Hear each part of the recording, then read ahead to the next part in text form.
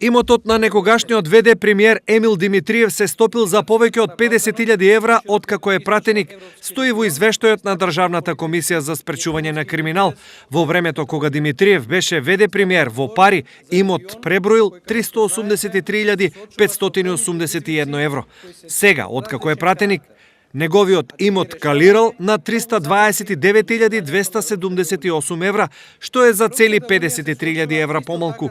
Во меѓувреме, од нова година до сега промена има и во имотната состојба на други пратеници, но на нив им оди на подобро. Имено пратеничката Мери Лазарова си купила автомобил Тојота од 10.000 евра.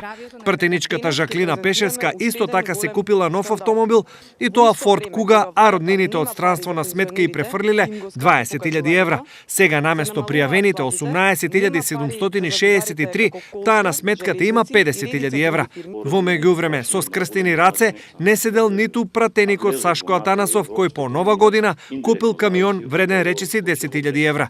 Промени во имотната состојба има и кај пратеникот Мухамед Зекири, кој продал 2 автомобили BMW, потоа купил трет за на крајот и него да го продаде.